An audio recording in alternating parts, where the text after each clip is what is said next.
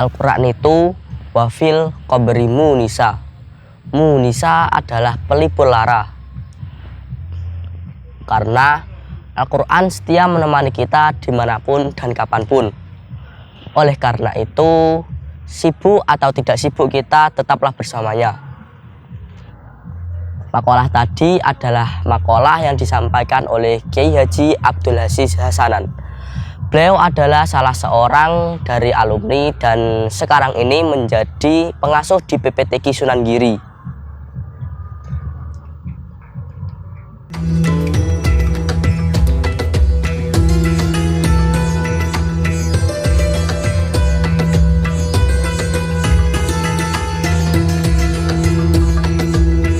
Assalamualaikum warahmatullahi wabarakatuh.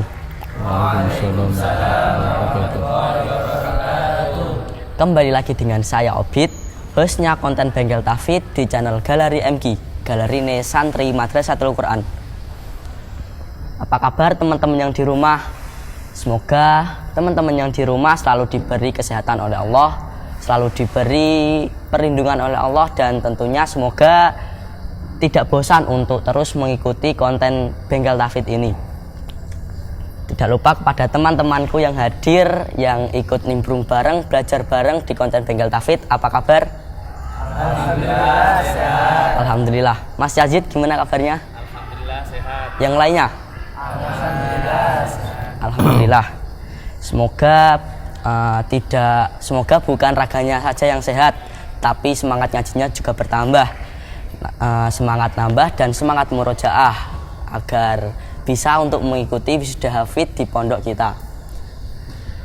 Assalamualaikum, Mbah. Waalaikumsalam warahmatullahi wabarakatuh. Gimana Mbah kabarnya, Mbah? Alhamdulillah baik-baik. Ya. Kan sebentar lagi kita akan memasuki bulan suci Ramadan, Mbah. Dan teman-teman santri akan mendapatkan jatah liburannya masing-masing. Supaya teman-teman ini sebelum liburan mendapat wawasan perihal pondok kita, saya ingin bertanya seputar MG pada zaman dahulu, Mbah. Ya, terima kasih. MG zaman dahulu santrinya masih terbatas, masih sekitar puluhan ya. Pada umumnya santri yang masuk ke MG ini mereka sudah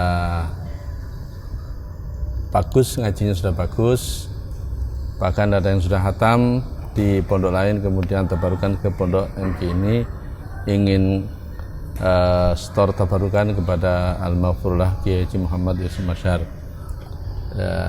Awal berdirinya santri MG hanya 40, kemudian berkembang menjadi 50, 60 sampai 150. Ketika saya masuk di MG tahun 74, 75 itu santrinya sekitar 150-an. Dan sudah mayoritas sudah dewasa, sudah besar-besar. Saya santri yang paling kecil ya. Pada saat itu santrinya karena sudah dewasa ya, mereka punya kesadaran tinggi untuk ngaji, sholat jamaah, tidak seperti sekarang ya, diobrak-obrak. Kalau dulu nggak usah diobrak, sudah berangkat sendiri, ngaji sendiri. Cuman dulu sekolahnya yang belum sedisiplin sekarang ya. Kalau sekolahnya memang lebih disiplin sekarang. Mengapa? Karena dulu pada umumnya santri pondok GMG ini tujuannya hanya untuk tahfidz Al-Quran, tidak untuk sekolah. Rata-rata sudah tamat aliyah sehingga nggak putus sekolah. Tapi karena muassis pondok MG ini seawal memberi nama pondok ini Madrasatul Quran, jadi madrasah yang ada tahfidz Al-Qurannya, tahfidz Al-Quran yang juga ada sekolahnya. Walaupun masyarakat mengenal pada saat itu mengenalnya pondok hufat, bukan pondok MG, karena memang seawal beliau ingin santri MG itu tidak hanya hafal Al-Quran secara lafzon, tapi beliau juga menginginkan di samping menghafal lafadznya dengan baik, tapi juga mampu menafsiri dan juga mampu mengaplikasikan kegiatan sehari-hari sesuai dengan petunjuk Al-Quran. Sehingga moto Pondok MK saat itu sampai saat sekarang adalah mencetak santri hamilul Quran lafdzon wa ma'nan wa amalan. Jadi sekolahnya pada saat itu hanya 2 jam pelajaran setiap hari, yaitu jam 8 sampai jam 10, per jamnya 60 menit. Kemudian naik lagi sehingga tahun 80-an berdirilah secara formal MTS dan kemudian MA, dan mengikuti ujian yang diselenggarakan oleh negara. Sebelumnya kalau butuh ijazah yang mencari sendiri-sendiri di sekolah lain. Ya, itulah gambaran Pondok MK pada saat itu. Pertanyaan selanjutnya saya akan melanjutkan pertanyaan yang sudah ada di konten sebelumnya.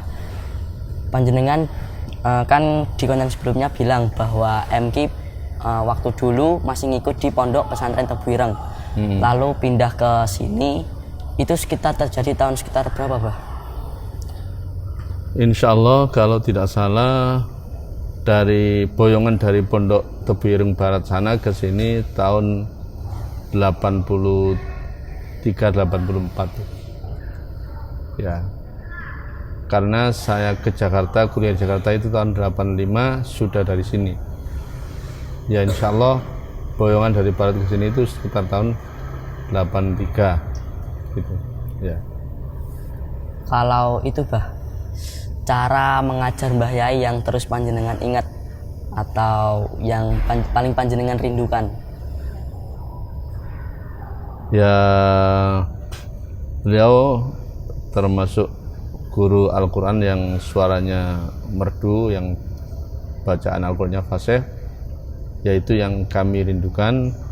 Beliau teliti di dalam memperhatikan bacaan santrinya, sehingga hampir setiap ayat itu salah, bukan salah hafalannya kurang lancar, tapi makhrajnya, sifatul hurufnya yang sering dibetulkan oleh beliau.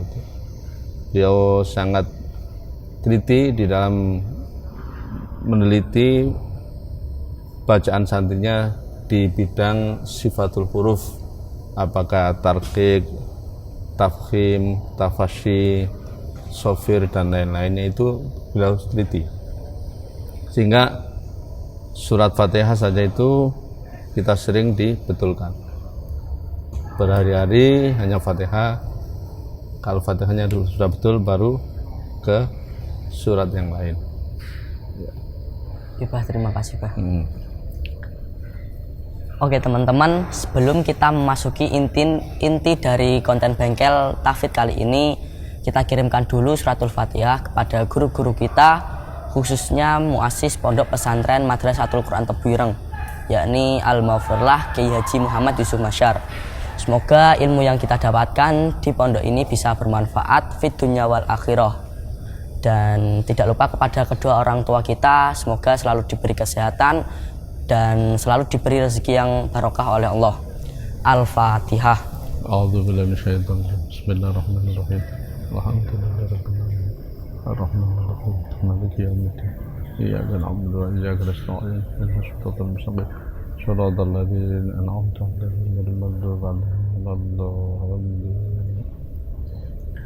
Oke, kita langsung masuk ke pertanyaan pertama. Pertanyaan pertama ini dari saya sendiri, Bah.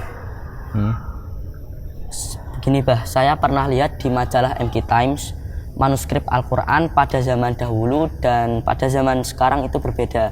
Niku pripun, Bah? Ya, Al-Quran sebagaimana kita ketahui diturunkan oleh Allah Subhanahu wa taala kepada Nabi Muhammad melalui malaikat Jibril. Jadi malaikat Jibril membacakan, kemudian Nabi Muhammad menirukan.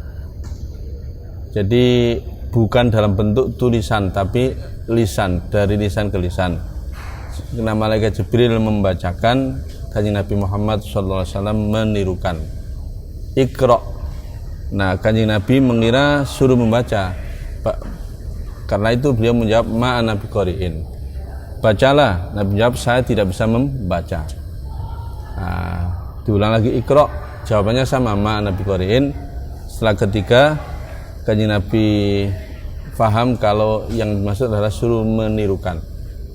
Ya, Nabi Muhammad SAW sangat cerdas. Salah satu sifatnya adalah fatona, sangat cerdas. Walaupun begitu Nabi terburu-buru menirukan, sehingga Nabi ditegur oleh Allah, la tuharrik lisanaka lita'jala bi. Enggak usah berburu-buru. Inna alaina jam'ahu wa qur'ana fa idza qara'nahu fattabi' qur'ana. Jadi kata Allah, sesungguhnya tanggung jawab kami, kata Allah, mengumpulkan Al-Quran di dadamu. Ya, kamu tidak perlu terburu-buru. Jadi akhirnya Nabi menirukan bacaan yang disampaikan oleh Jibril secara pelan-pelan. Ya, karena itu Nabi membaca Al-Quran selalu dengan tartil, ya, sesuai dengan perintah waratil Qur'ana tartila. Jadi kemudian setelah itu Nabi tentu menyampaikan kepada para sahabat juga sama melalui lisan. Nabi membacakan, sahabat menirukan. Setelah sahabat hafal, baru Kanjeng Nabi memerintahkan beberapa sahabat yang sudah pandai menulis untuk menulis Al-Quran. Ya, tulislah Al-Quran dariku, jangan menulis yang lain. Hapuslah tulisan-tulisan selain Al-Quran, tulislah Al-Quran. Jadi para penulis wahyu yang kemudian dikenal dengan Kutabul Wahyi, para penulis wahyu, diantaranya Zaid bin Thabit, Ali bin Abi Thalib dan lain-lain, diperintahkan untuk menulis. Nah, pada saat itu kan alat tulis menulis belum lengkap secanggih sekarang, ya, belum ditemukan kertas. Alat tulis pun tidak seperti pulpen yang kita lihat sekarang, ya, nggak tahu apa bentuk pulpennya kayak apa, tapi kata kolam memang sudah disebut dalam Al-Quran, nun wal qalami wa ma yasturun, nun wal qalami wa ma yasturun. Nah, bentuk kolamnya tentu tidak sama dengan sekarang.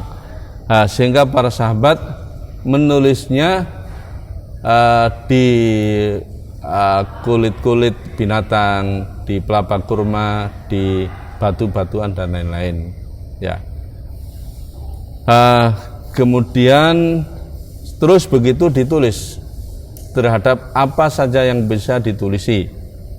Nah, tentu kita nggak tahu tulisannya kayak apa dulu, ya. Tulisan ini kan kreasi manusia, ya.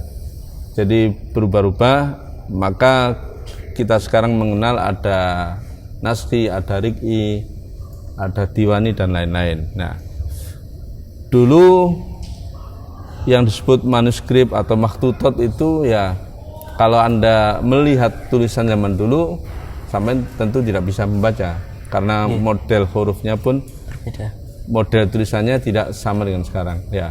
Alhamdulillah kecanggihan teknologi dan lain-lain, manusia dilengkapi oleh Allah dengan akal. Dengan akal itu manusia bisa berpikir, bisa berkreasi, kreatif untuk menemukan model-model tulisan, sehingga kita sekarang dengan mudah membaca Al-Quran, ya. Jadi tulisan sesuai dengan kemajuan teknologi itu selalu berubah-ubah, tapi bacaannya ya seperti itu. Ada bacaan riwayat Hafs dari Asim, kemudian ada qaulun dari Nafi' dan seterusnya. Itu sudah ada sejak Kanjeng Nabi Muhammad SAW masih hidup. Nah, kemudian baru para sahabat diperintahkan untuk menulis, dan tulisan itu selalu berkembang sampai sekarang. Alhamdulillah tulisan Al-Quran sekarang semuanya hampir sama, yaitu dengan bentuk yang naskhi. Ya, itulah perkembangan teknologi dalam menulis. Ya. Untuk pengharokatan bah, kan saya waktu membaca majalah ini dijelaskan bahwa katanya waktu dulu belum diberi harokat, Iya. lalu diberi di zaman seterusnya baru diberi harokat. Kalau boleh tahu itu di zaman sahabat atau tabi'in bah? Insya Allah harokat, titik dan seterusnya itu awalnya itu di akhir pemerintahan Ali bin Abi Thalib. Jadi pada masa pemerintahan Ali bin Abi Thalib ada seseorang yang membaca Al-Quran dengan salah, yaitu ayat Innallaha bari'um minal musyrikina wa rasuluh.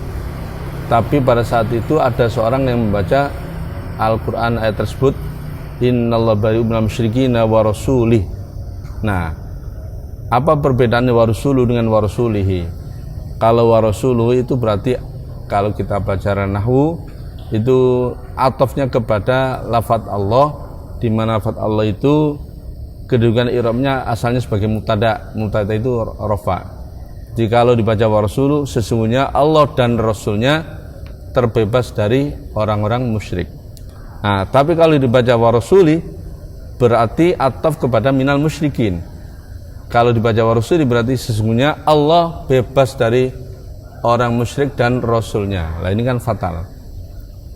Dengan itu Ali bin Abi Thalib memerintahkan kepada seorang untuk menciptakan kaidah-kaidah. Dengan kaidah itu orang akan bebas dari kesalahan membaca Al-Quran. Akhirnya orang tersebut menggunakan akalnya berpikir, akhirnya ditemukanlah titik dalam Al-Quran. Ya, ada kode-kode tertentu, titik di atas, titik di bawah. Dengan titik itu orang bisa terhindar dari kesalahan membaca Al-Quran. Perlu diketahui Al-Quran disampaikan dengan lisan, berarti kan orang hafal, sudah hafal. Ya, yang salah membaca tadi kemungkinan orang yang baru masuk Islam dan belum hafal sehingga salah membaca. Nah, kemudian ya kalau nggak salah waktu itu yang menemukan titik itu seorang yang yang diberi nama dengan Abul Aswad Ad-Du'ali. Abul Aswad Ad-Du'ali. Kemudian selanjutnya ditemukanlah harokat yang kita kenal sekarang, ada harokat dhamma, fathah, kasroh, sukun. Itu insya Allah ulama yang bernama Imam Khalil bin Ahmad Al-Farahidi, gurunya Imam Sibawai.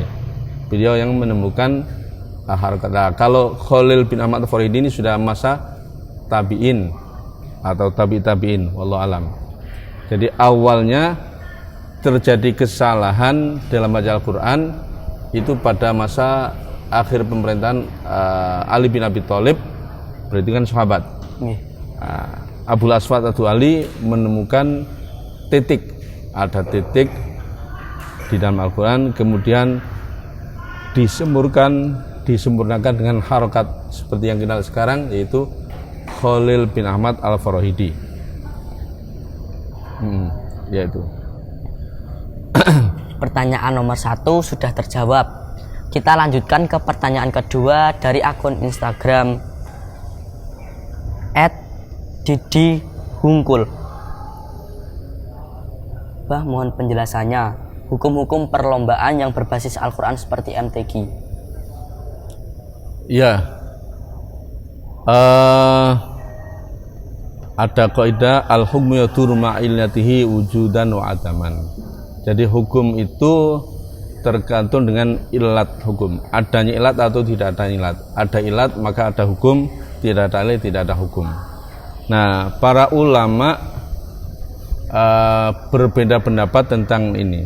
Jadi pada zaman MTQ ada para ulama di Indonesia pun berbeda pendapat tentang hukum mengikuti lomba Al-Quran seperti MTQ, MHQ dan lain-lain. Ya. Pada saat itu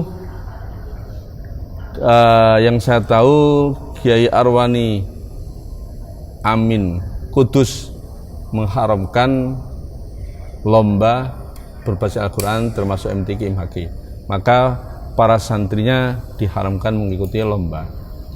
Mengapa? Nah, karena beliau berpendapat Al-Quran bukan dilombakan.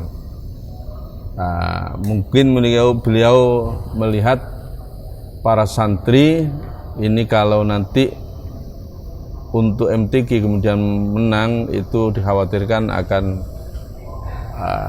timbul rasa sombong, riak dan lain-lain ya. Kemudian di MQ yang saya tahu pendiri MQ ini Kiai Sumasyar tidak mengharamkan, tapi para santri diingatkan akan niat yang benar. Jadi MTQ itu bukan tujuan tapi sebagai wasilah, wadah. Dengan MTQ akhirnya santri semangat untuk belajar Al-Quran. Dengan MTQ santri akan memperbaiki bacaannya, karena Dewan Hakim di masing-masing daerah tentu akan membina para para peserta lomba.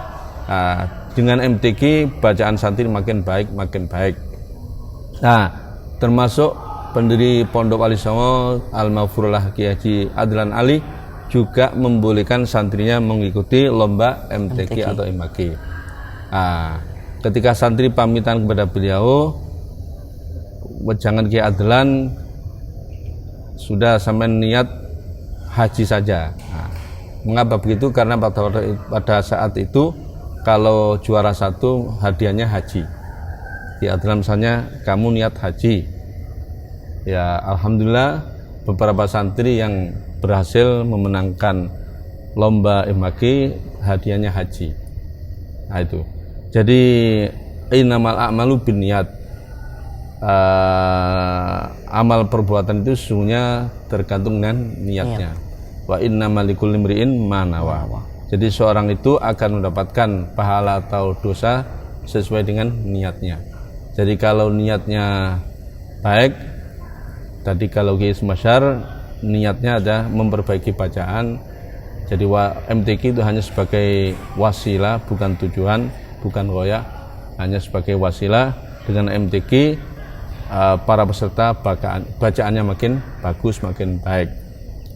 Nah, kalau Adlan juga sama, niatnya bukan untuk mencari kemenangan, tapi niatnya ingin haji. Jadi yaitu berarti apa hukum MTQ tergantung dengan niatnya. Kalau niatnya ingin menjadi juara, apalagi riak, ya riaknya itu yang dihukumi, diharamkan. Dengan juara nanti dia akan bersikap sombong, lah sombongnya itu yang haram. Kalau niat belajar agar bacaannya baik, itu kan boleh. Jadi innamal a'malu binniyat. Nah, saya kira itu. Jadi kita nggak perlu mempermasalahkan mana yang benar, mana yang salah. Semua tergantung dengan niatnya. Mungkin dari teman-teman audien ada pertanyaan? Ya, monggo. Allah berjanji untuk menjaga keaslian Al-Quran. Ya. Apakah diciptakannya ilmu nahwu dan sorof itu termasuk salah satu usaha untuk menjaga keaslian Al-Quran, dan apakah ada usaha-usaha lain untuk menjaga keaslian Al-Quran juga? Ya, terima kasih. Jadi Allah berjanji untuk menjaga keaslian kemurnian Al-Quran, yaitu firman Allah dalam surat Al-Hijr, inna nahnu nazzalna dzikra wa inna lahu lahafidun. Nah, salah satunya yang Anda sebutkan tadi, ya, semua ilmu kan datangnya dari Allah, ya. Jadi ditemukanlah ilmu nahwu sorof, ditemukanlah ilmu balaghah, ditemukanlah ilmu rosem dan lain-lain, ya. Nah, itu salah satunya. Dan hal lain di dalam, ya sebenarnya kita yakin, kita beriman bahwa Allah itu mampu segalanya. Kalau Allah menjamin pasti akan terbukti gitu. kita percaya beriman bahwa Al-Quran ini akan terjaga kemurniannya, keasliannya, keotentikannya. Ya. Nah, di dalam rangka itu Allah memudahkan seorang untuk menghafal Al-Quran. Walaqad yassarnal Qur'ana lidzikri fahal mim muddakir. Karena itu di mana-mana di negara Muslim, di Timur Tengah, di Indonesia banyak para penghafal Al-Quran. Nah, karena itu Allah di situ menggunakan dhamir nahnu, bukan dhamir ana. Inna nahnu nazzalna dzikra wa inna lahu lahafidun, bukan inni nazzaltu dzikra wa inni lahu lahafid, tapi inna nahnu nazzalna dzikra wa inna lahu lahafidun. Nah, di sini Allah sengaja melibatkan para hambanya untuk menjaga kemurnian dan keaslian Al-Quran, yaitu dengan melibatkan para penghafal Al-Quran. Dan Allah juga berjanji bahwa Al-Quran itu mudah untuk dihafal. Walaqad yassarnal Qur'ana lidzikri fahal mim muddakir. Mudah untuk diingat, mudah untuk dipelajari, dan seterusnya. Dan Allah pun berjanji bahwa orang yang hafal Al-Quran maka akan salah satunya diangkat menjadi keluarganya. Ya, Ahlul Quran Ahlullah wa khossatu. Ya. Kemudian Allah juga menjanjikan Al-Quran yang dibaca itu akan menjadi syafaat di hari kiamat nanti. Iqra'ul Quran fa innahu yaumal qiyamati syafi'an li ashabi. Dengan banyaknya para penghafal Al-Quran, begitu ada orang yang ingin mencoba merubah harokatnya atau tulisannya atau titiknya, orang akan langsung mengetahui. Ya, itu rahasia kenapa Allah menggunakan dhamir nahnu bukan dhamir ana. Di dalam menjaga kemurnian dan keaslian Al-Quran, Allah melibatkan para hambanya yang hafal Al-Quran untuk menjaga kemurnian dan keaslian Al-Quran. Ya. Terima kasih untuk Masnya sudah bertanya. Pertanyaan dari akun Instagram @dimdimhungkul sudah terjawab dan sudah dijawab dengan rinci oleh Abaya Syakir Ridwan. Kita lanjutkan ke pertanyaan ketiga dari akun Instagram @z.rahman11. Bagaimana cara efektif untuk memurojaah bacaan qiraah sab'ah biar gak lupa? Ya, sama dengan menjaga bacaan menurut riwayat Hafiz dan Asim, yaitu dengan diterus di murojaah setiap hari. Nah, demikian juga riwayat-riwayat yang lain, maka sebaiknya seseorang harus murojaah. Jadi hari ini niat murojaah dengan riwayat Hafiz, besoknya niat murojaah dengan riwayat Syu'bah, besoknya lagi niat murojaah dengan riwayat Qalun dari Nafi', diteruskan murojaah riwayat Warosh dari Nafi' dan seterusnya. Jadi terus menerus di murojaah, diterus sesuai dengan riwayat. Jadi itu namanya mufradat, jadi per riwayat. Hari ini khataman dengan riwayat Qalun dari Nafi', besoknya deres dengan riwayat Warosh dari Nafi', dan seterusnya begitu. Sehingga ingatan akan terjaga. Ini riwayat Qalun, Warosh, ini Al-Bazi, Kumbul, dan seterusnya. Mungkin dari teman-teman ada pertanyaan. Ya, saya mau bertanya, Bang. Monggo. Saya ingin bertanya, Pak Yai, dalam proses menghafal Al-Quran, setiap orang memiliki metode yang berbeda-beda. Apakah ada metode yang diajarkan oleh Mbah Yai Yusuf Masyar kepada para santrinya? Ya, ya betul, banyak metode di dalam menghafal Al-Quran. masing-masing pondok, masing-masing kiai punya metode sendiri-sendiri.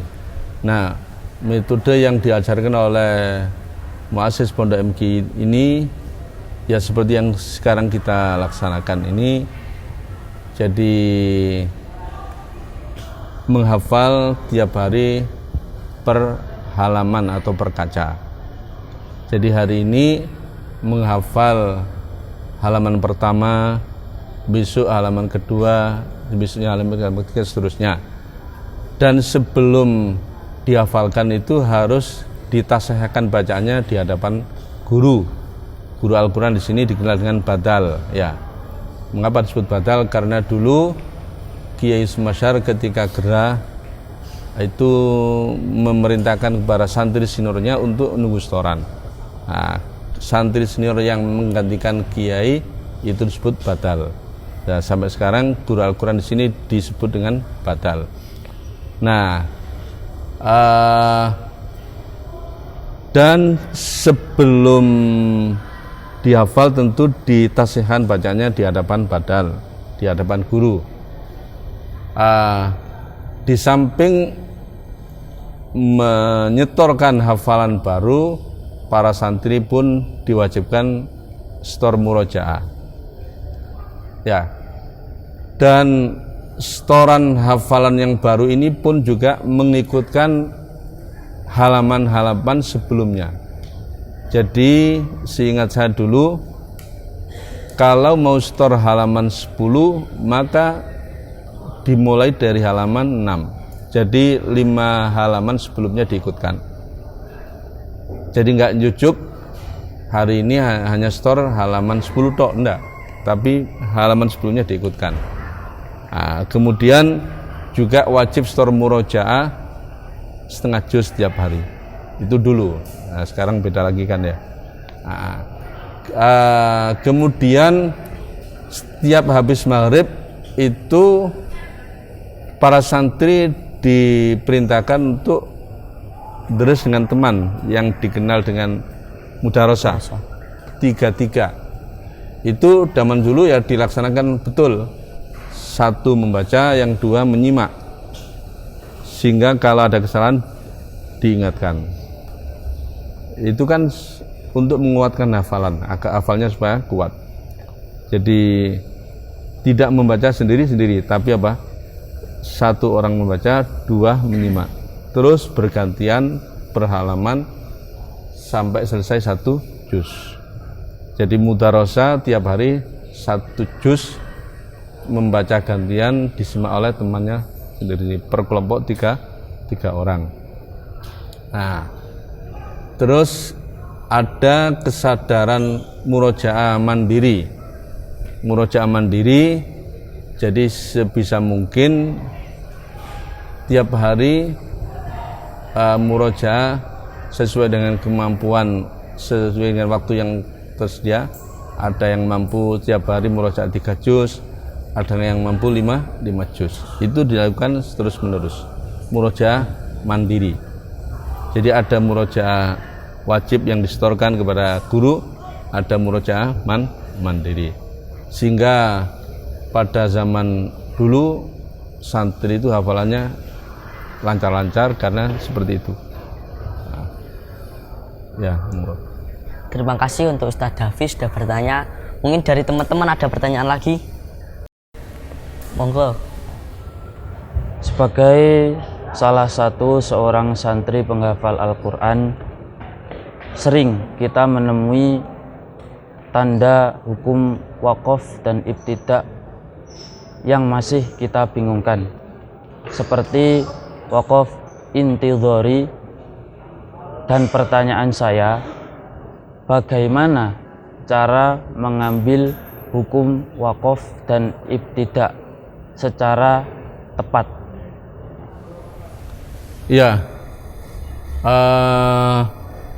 pada dasarnya sesuai dengan pendapat Syekh Abdul Khair Syamsuddin Muhammad bin Muhammad Al-Jazari, di dalam Al-Quran itu tidak ada wakaf wajib di mana seandainya tidak melakukannya dosa, juga tidak ada wakaf haram.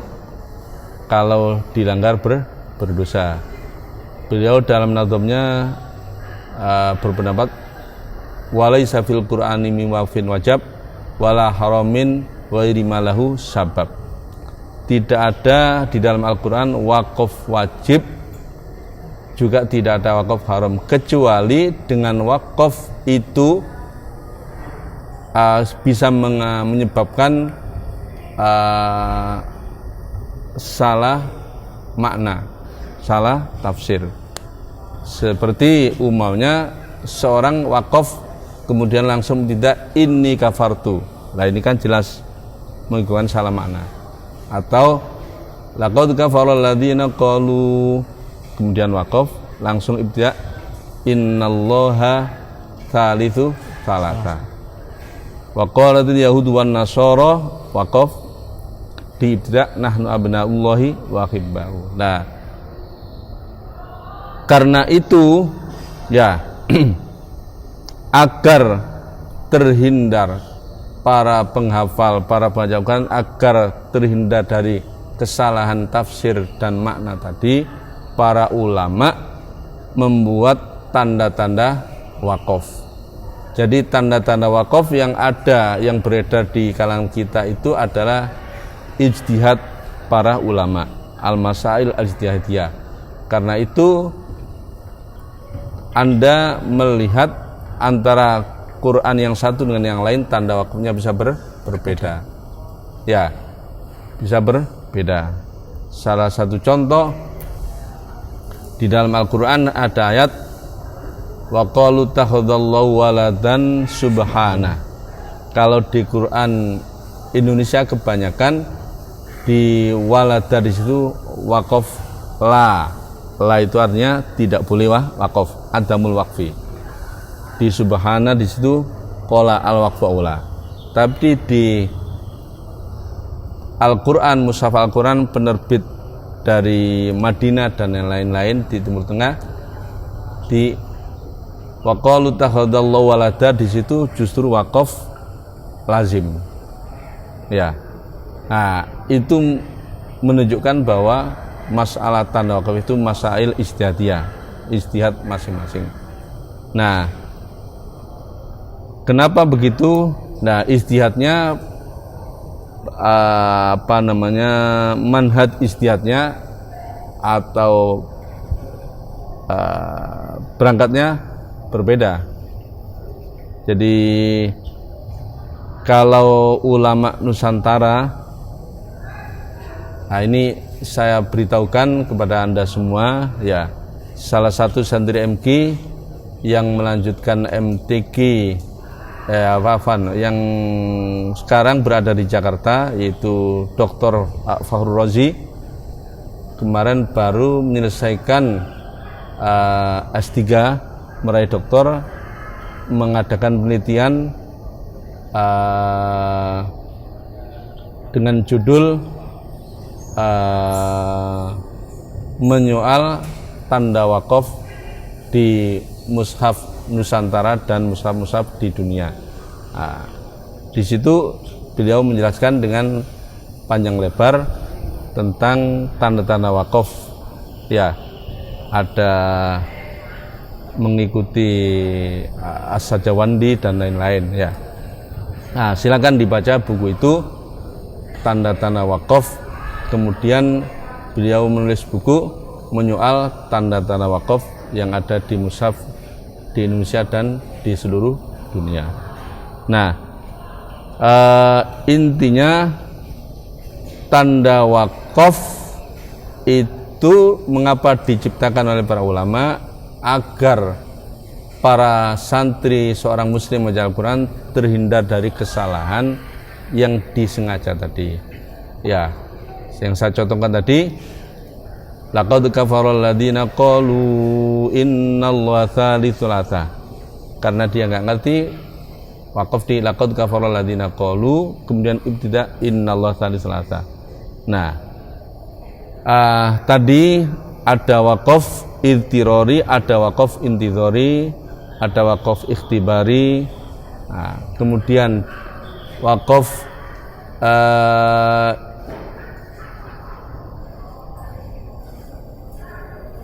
kemudian ada yang disebut dengan wakaf hasan, kafi, qobih dan seterusnya. Kemudian ada tanda-tanda wakaf mim, to, jim. Nah, itu tiap mushaf ada penjelasan. Jadi wakaf mim, wakaf lazim itu artinya harus berhenti. Ada kola al-waqfu aula, lebih baik wakaf. Sebaliknya ada shola al-wasl aula, wasol lebih baik. Kemudian ada la, itu isyarah adamul waqfi, tidak boleh berhenti, harus wasol. Nah, itu adalah dalam rangka agar seorang terhindar dari kesalahan yang mengakibatkan salah makna tadi. Nah, ibtidak itu adalah bagaimana setelah berhenti, itu khususnya wakaf idtiror yang terpaksa. Kan wakaf terpaksa itu kan kehabisan nafas atau batuk kan boleh-boleh saja di mana saja. Nah, yang menjadi masalah ibtidaknya, jangan sampai salah. Ya kita melihat para santri sering salah ketika ibtidak ini. Mulai, jadi bukan asal diulang sebelumnya, tapi ini ada cara. Jadi jangan memotong isim mausul dengan silanya, jangan memotong antara fi'il dan fa'ilnya, jangan memotong antara mubtada dan khobarnya, jangan memotong antara jar dan majrurnya, jangan memotong mudhof dan mudhof ilaihnya. Nah, ini kan diperlukan pemahaman tentang nahwu shorof agar ibtidaknya dia tidak salah. Nah, apalagi memotong kalimat. Jadi umpamanya ara'aital ladzi yukadzib, ya, kemudian mengulang dari kadzibu bitina, kan berarti memotong kalimat, mestinya yukadzibu. Lah di sini ibtidaknya kalau dari yukadzibu itu berarti kan memotong sila dengan isim mausulnya. Yukadzibu kan sila dari isim mausul. Ya mau tidak mau ibtidaknya ya dari awal ayat lagi.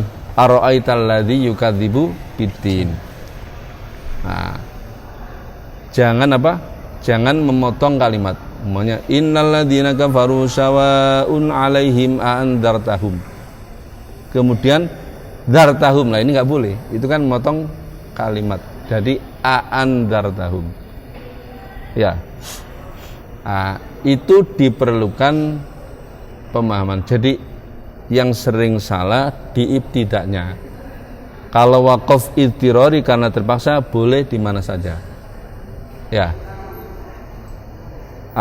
Jadi kalau berhenti di bukan di tempat wakaf, maka ibtidaknya harus benar. Jangan memotong kalimat seperti yang saya contohkan tadi. Nah, selanjutnya juga usahakan jangan memotong huruf jar dari majrurnya. Jadi jangan ibtidak dari majrur tanpa menyertakan huruf jarnya. Nah, itu. Jadi kalau fi'il jangan langsung diambil fa'ilnya saja.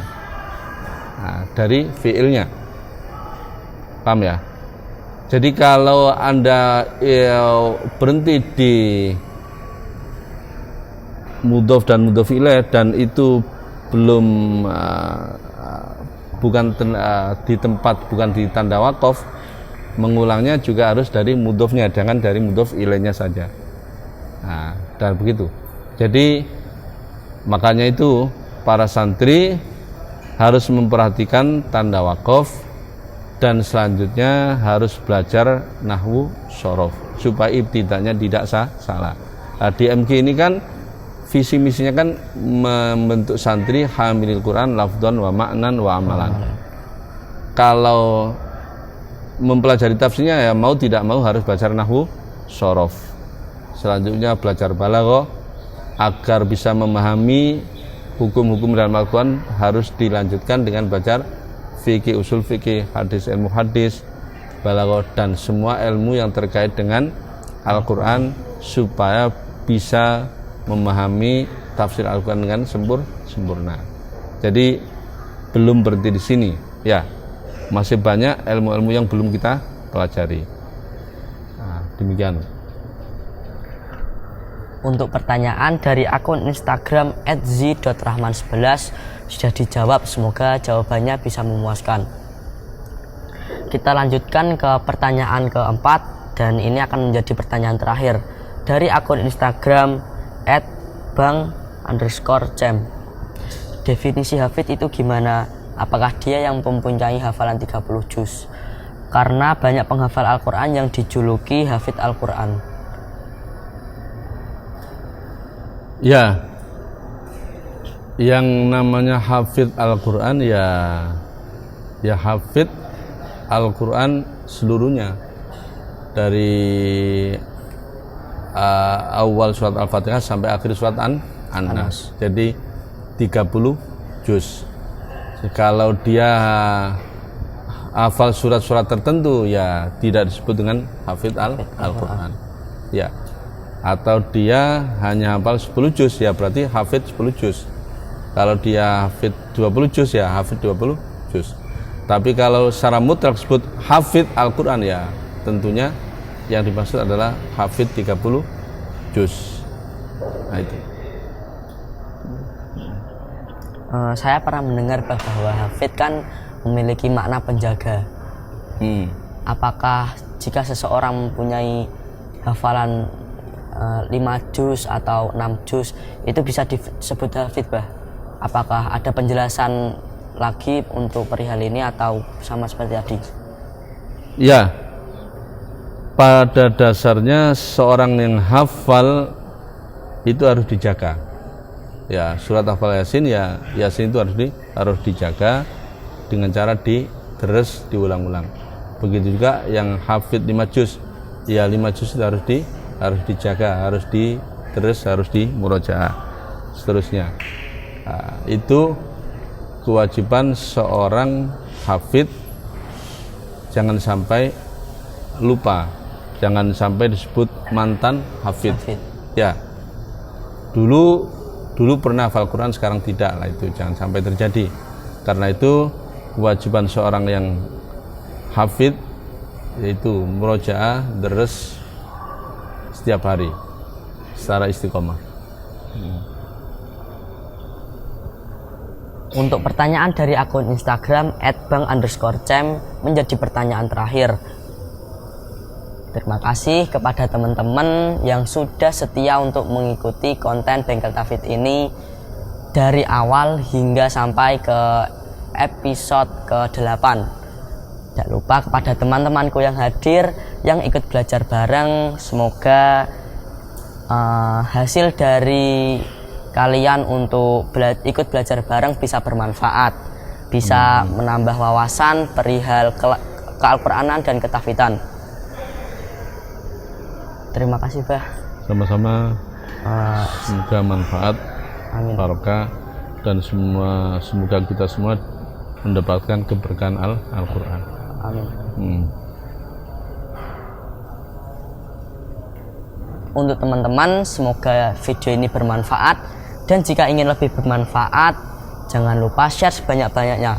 Jika teman-teman suka, silahkan like dan subscribe. Dan jika teman-teman mempunyai pertanyaan, tinggalkan saja di kolom komentar atau bisa menghubungi media resmi Galeri MK. Kritik dan saran yang membangun kami nanti-nanti. Saya Muhammad Robit Khalili, izin undur diri. Wassalamualaikum warahmatullahi wabarakatuh. Waalaikumsalam warahmatullahi wabarakatuh.